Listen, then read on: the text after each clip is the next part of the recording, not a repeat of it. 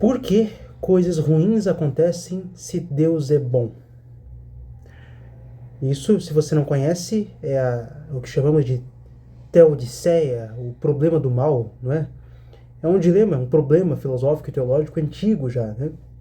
Remonta desde os tempos bíblicos, né? Os autores bíblicos já lidavam com essa questão, com esse problema, e já de antemão informo, né, para você que isso não foi resolvido, né? é, Vez ou outra você cai na, no problema teológico, para não dizer heresia, né, de você dizer que Deus, na verdade, não é todo-poderoso e por isso que o mal existe, por isso coisas ruins acontecem, ou então você cai para outro extremo, que é dizer que Deus, ele na verdade é todo-poderoso, mas ele é indiferente, né? Ele é um ser neutro no universo, ele não se importa com a gente, ou então dizer que ele é mal mesmo, que ele é um ser que não quer o nosso bem.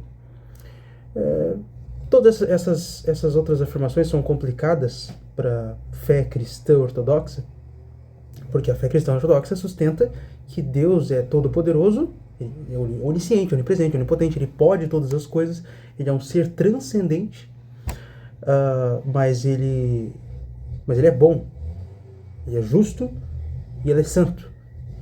E como pode um Deus que é todo-poderoso, que é justo, que é santo, coexistir com a ideia do mal? Né? Dizer assim mal soa muito abstrato, né? Filosófico. Né? Vamos dizer assim, como pode Deus permitir que criancinhas morram de fome na África? Como pode Deus permitir que existam regimes totalitários, autoritários, tenham existido e existam ainda? Como pode Deus existir e ter permitido que a cristandade fizesse os maiores absurdos na história, né? Na história da cristandade? São perguntas que não devem ser ignoradas. São perguntas que, se você é um pastor, um padre, um presbítero, que seja, de alguma igreja, de alguma paróquia, e você ouvir essas perguntas de algum jovem, você não deve repreendê-lo e dizer que, você está dizendo isso porque você quer se rebelar. Não, não. Ele não quer se rebelar. Ele quer saber a verdade. Ele quer saber a resposta para esse dilema, que é absolutamente legítimo você perguntar, você interrogar, uma vez que o próprio autor bíblico, ele lida com essas questões, e ele muitas vezes, na verdade, nessa questão, ele nem chega à resposta, né? Ele nem chega à conclusão, apesar de que podem haver outras interpretações que digam que o autor bíblico chegou à resposta disso, né? Como existe interpretação para tudo, né? Mas, em geral, não há uma conclusão para isso. Meu nome é Vinícius, eu sou só um professor de história em início de carreira, a propósito. Dá pra ver, né? Eu sou jovem, né? Então, eu me interesso muito, além da história, né? Pela teologia. E por essas questões, né? Eu, obviamente, como você já deve ter notado, eu sou cristão. É até interessante você dizer, né, o que é ser cristão, né? Isso talvez seja um assunto para outra hora, para um outro vídeo. Por hora, eu gostaria que você soubesse, né, que ser cristão, para mim, na minha concepção, primeiro de tudo, é você acreditar que Jesus, ele é o Messias de Israel. Isso é um detalhe importante, isso. Acreditar que Jesus é o Deus de Israel encarnado, é Yahweh encarnado, é Adonai encarnado. E é acreditar que, porque ele é tudo isso, então você deve obedecer o que ele diz, né, os seus mandamentos, que podem ser resumidos da seguinte forma, né? Qual é o resumo da Torá? Qual é o resumo da lei de Moisés? Amarás ao Senhor teu Deus com todo entendimento, com toda a sua alma e com todas as suas forças, e amarás ao próximo como a ti mesmo. Se você cumpre esses dois mandamentos, você cumpriu toda a lei e todos os mandamentos de Cristo, né? Um novo mandamento vos dou, que vos ameis uns aos outros como eu vos amei a vós. Então isso, para mim, de forma resumida e enxuta, que é ser cristão. É você acreditar nessas coisas profundamente, sinceramente, e você levar isso a sério a tal ponto que você busca obedecer esses mandamentos, para longe de qualquer legalismo. E claro, né, eu não sei se eu mencionei aqui, mas é absolutamente importante também você acreditar que esse Jesus de Nazaré, enquanto figura histórica, ele ressuscitou dentre os mortos, literalmente, fisicamente. Se você não acredita na ressurreição, você não pode ser cristão, né? Como eu disse, isso é um assunto para outra hora. Então eu sou cristão. Você é católico, você é evangélico? Olha, eu costumo brincar com os meus alunos que eu sou catoligélico, né?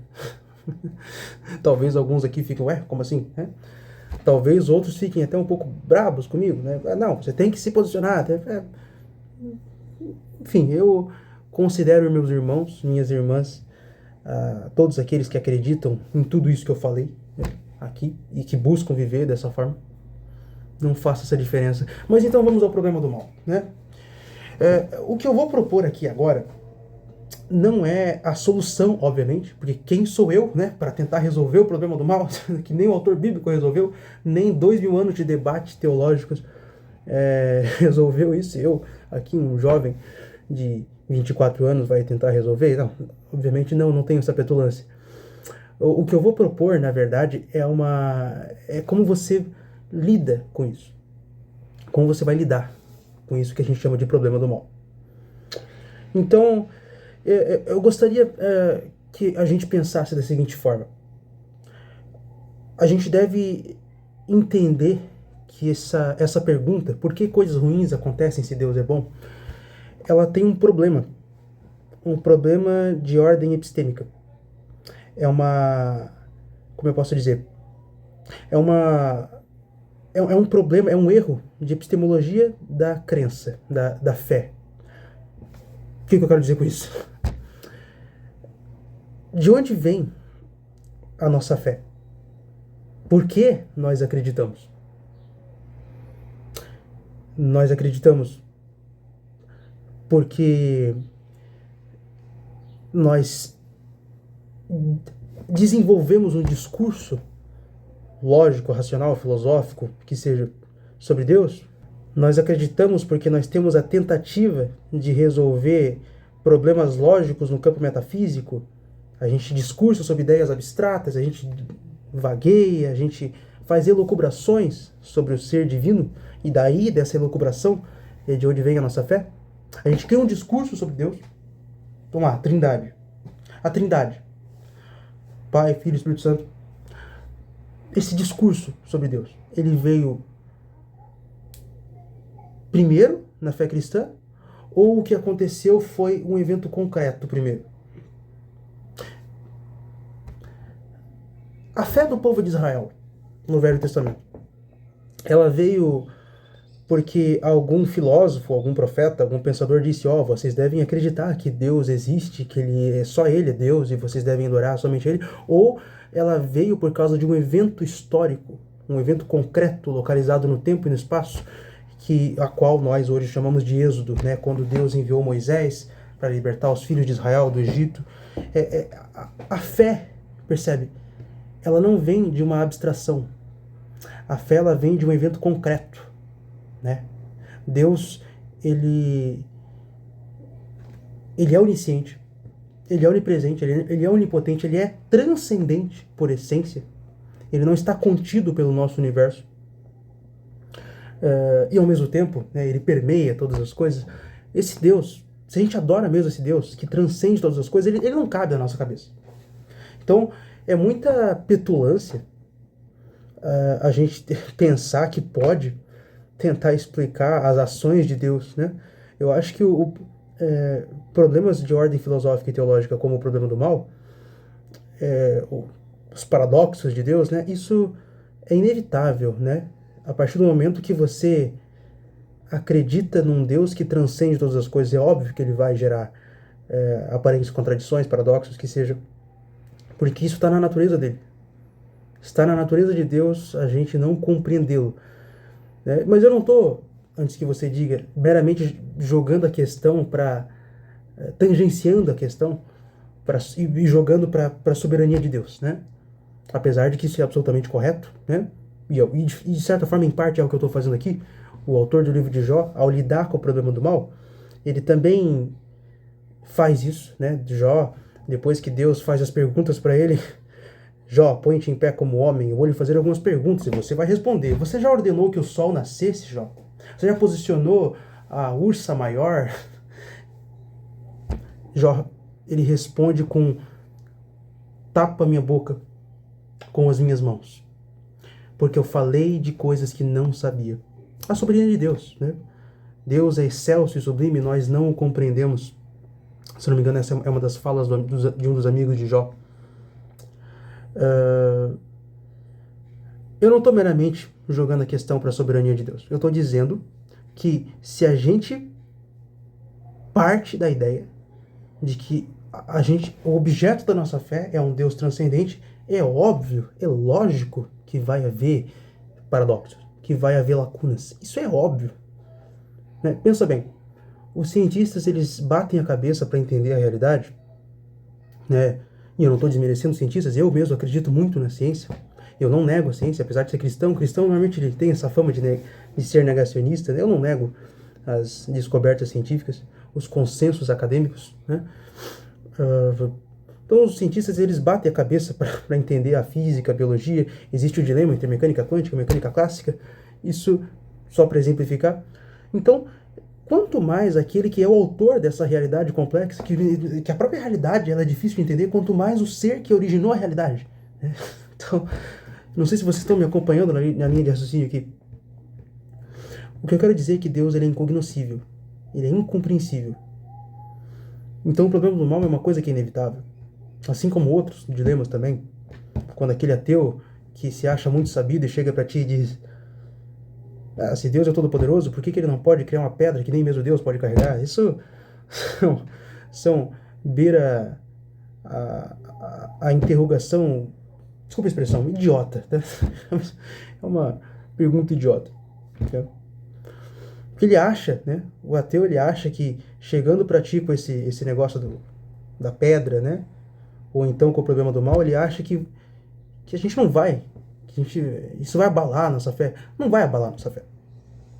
Porque, como eu estou tentando dizer desde o início desse vídeo, a nossa fé não está baseada numa abstração filosófica. A nossa fé não está baseada na capacidade de resolver problemas lógicos de ordem metafísica, de resolver problemas lógicos, filosóficos. A nossa fé está baseada num evento concreto, em eventos que aconteceram no tempo e no espaço. Voltando à figura de Israel no Egito.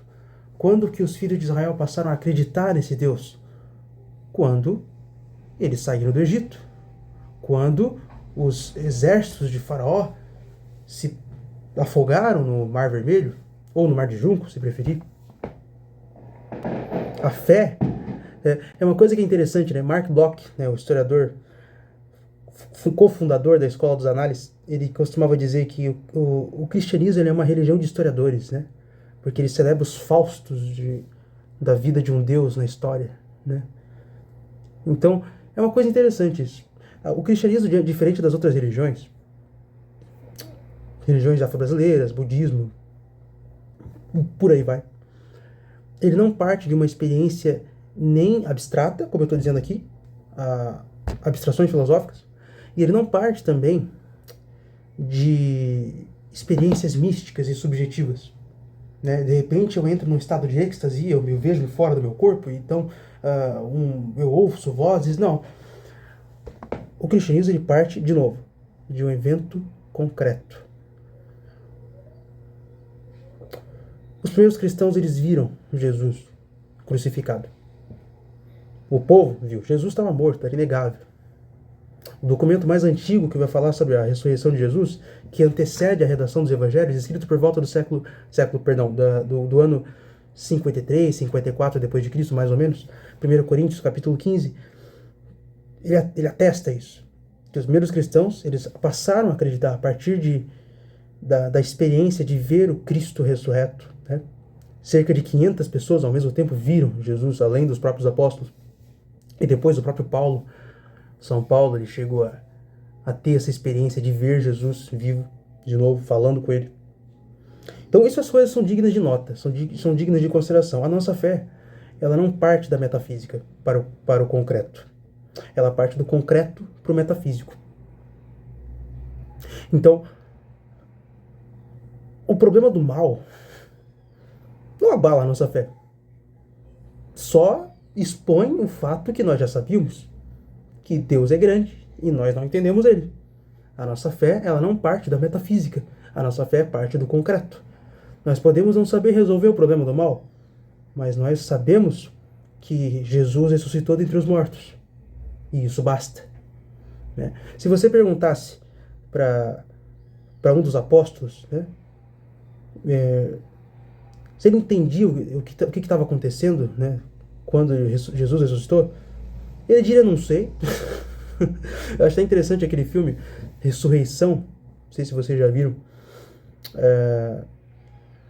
que um dos soldados romanos lá, que é o protagonista do filme, né, o filme tem essa liberdade criativa, né, ele pergunta para Pedro, né, então, quer dizer que Jesus é mesmo o Messias, né? Que eu vi, né? A premissa do filme ali é que o soldado romano ali, ele viu, né? Um dos generais, ele viu Jesus ressuscitado, junto com os discípulos.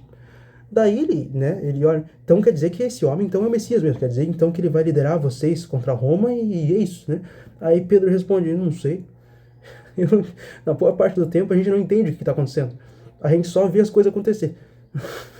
Então, isso é uma coisa interessante, né? O cristianismo ele não parte daqui para lá.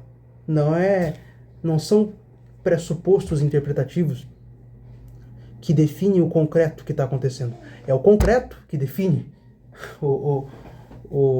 como a gente vai interpretar. Nós criamos discursos sobre Deus. Os apóstolos criaram, todo o Novo Testamento ele foi escrito. São discursos sobre Deus. São interpretações, e aqui talvez eu esteja me complicando um pouco, né, com alguns irmãos, talvez eles não gostem disso, do que eu vou falar agora, mas o Novo Testamento ele é uma interpretação. É uma interpretação do fato concreto que foi visto. Jesus vivo de novo. Quer dizer que a Bíblia não é inspirada então? Claro que é inspirada. Só que as pessoas acham que por ser inspirada quer dizer então que a Bíblia ela não passou pelas mãos de figuras humanas, né? Parece que ela veio pronta do céu, né? Não é assim que acontece. Não. Todo ser humano, ao se deparar com fatos, ele olha e ele já está interpretando na cabeça dele.